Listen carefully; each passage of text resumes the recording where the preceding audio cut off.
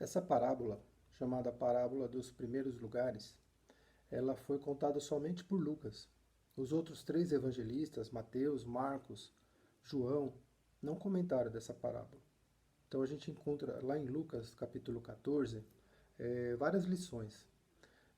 Primeiro a gente vai separar, né, a gente vai falar da parte de humildade, a lição de humildade que é passada do versículo 7 ao 14. Para que a gente tenha o total entendimento disso, a gente vai analisar o contexto e voltar um pouquinho nos versículos anteriores. Esse contexto provavelmente era um sábado, né?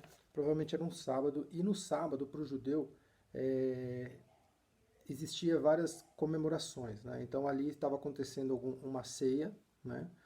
Muito comum ali para os judeus, onde Jesus foi convidado por um fariseu, né? Uma pessoa de posse, provavelmente, né? Um cara bem rico. Vamos entender um pouco antes, né? O que antecedeu isso. Nos 6 primeiros versículos desse capítulo 14, Jesus promove mais uma cura aos sábados, no mesmo sábado. O anterior aconteceu lá em Lucas 6, quando Jesus curou aquele homem com a mão mirrada, né? Aquele homem com a mão aleijada, com a mão com defeito. E isso ocorreu bem na sinagoga. E naquela ocasião vocês vão lembrar que Jesus faz esse milagre, e antes de fazer, ele chama aquela pessoa doente, ele apresenta para todo mundo e diz assim: vocês sabem que dia é hoje? Hoje é sábado. Né? Tem algum problema eu curar no sábado? Então ele sabia que ele estava sendo observado, ele sabia que estava sendo espiado ali, todos os fariseus só estavam esperando uma escorregada para poder acusá-lo. Então, mais uma vez, ele faz a mesma coisa, ele chama aquela pessoa doente, ele menciona, né, o fato de operar um milagre no sábado, e assim ele faz, né?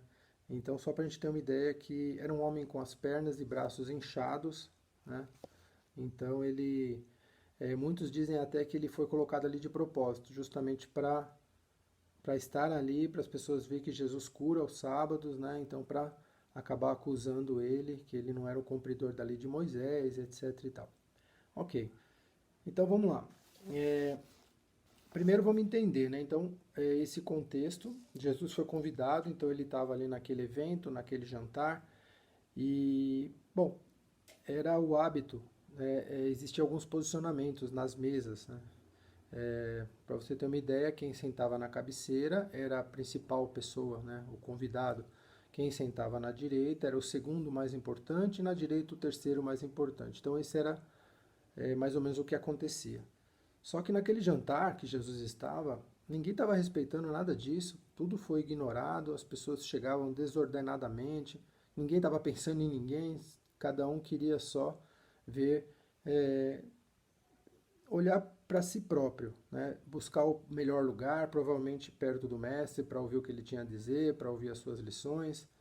Então, assim, essa desorganização, essa má educação das pessoas, Jesus olhando tudo aquilo, falou, meu Deus. Então, exemplos assim de egoísmo, inveja, orgulho, preconceito, estava tudo acontecendo ali, cada um queria levar vantagem, né, sobre o outro.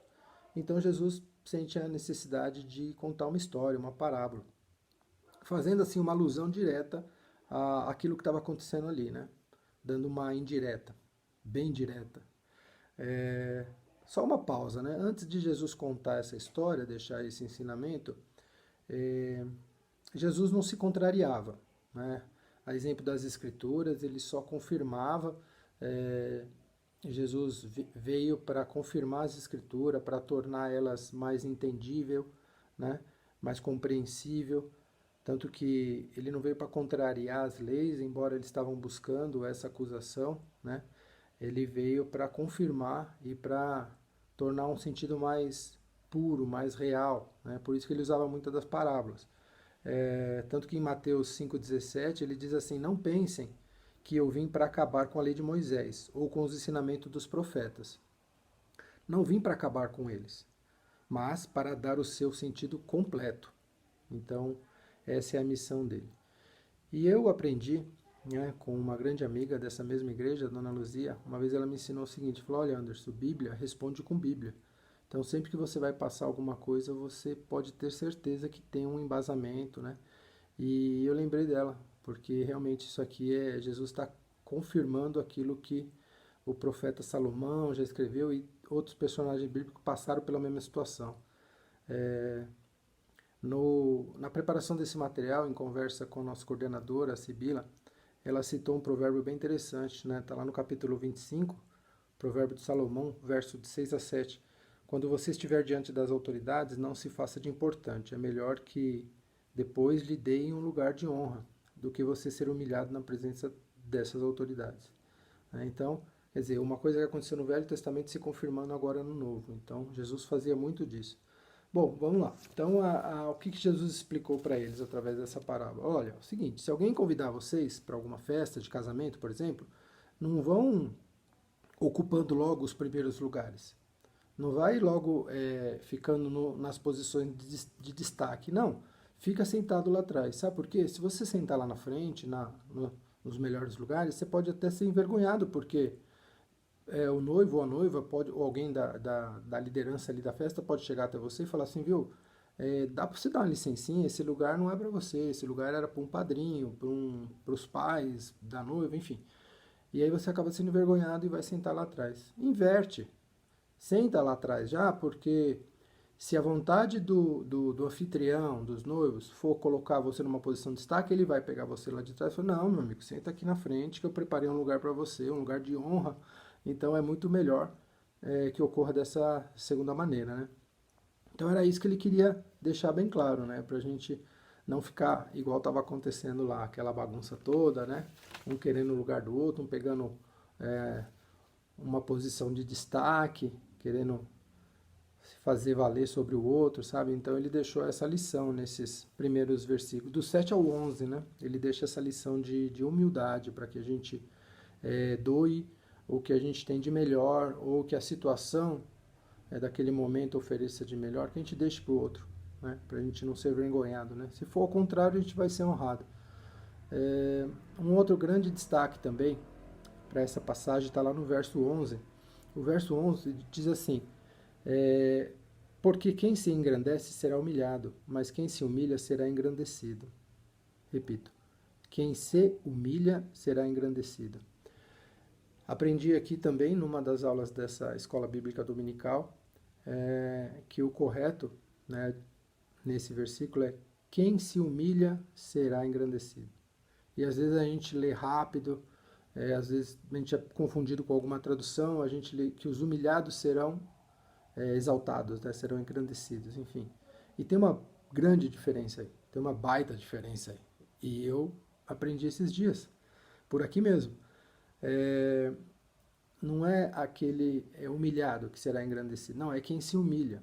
Então não está dizendo aqui para a gente aceitar uma humilhação, não, é para a gente se humilhar. Humilhar no sentido de se prostrar, de reverenciar o nosso Deus, se colocar aos pés da cruz, por exemplo. Então isso é uma humilhação, estou reverenciando, estou me prostrando, estou me desfazendo, né?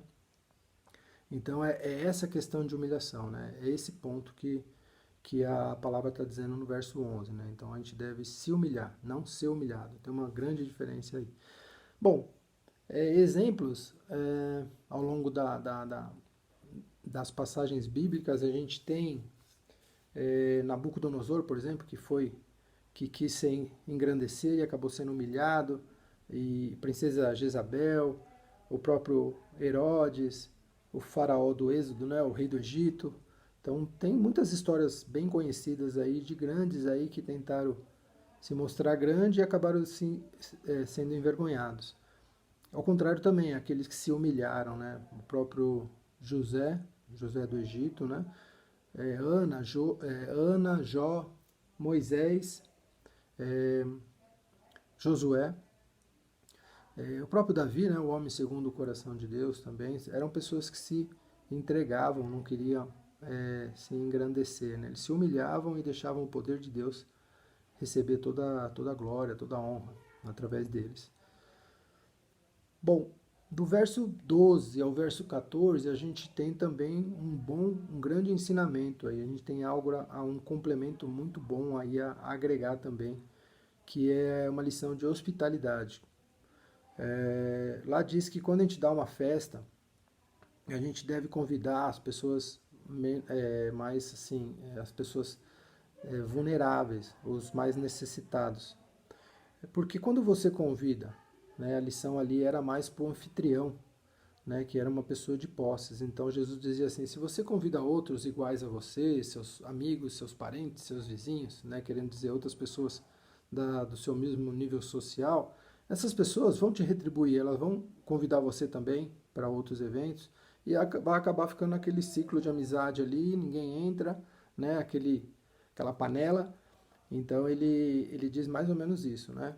Exatamente isso. Ele fala: olha, se você fizer uma festa, em vez de você convidar os iguais a você, convida os mais pobres, convida aquelas pessoas que moram na rua, né, os vulneráveis, porque esses não vão ter como pagar esse favor que você fez para eles. Já te adianto que não, mas Deus sim.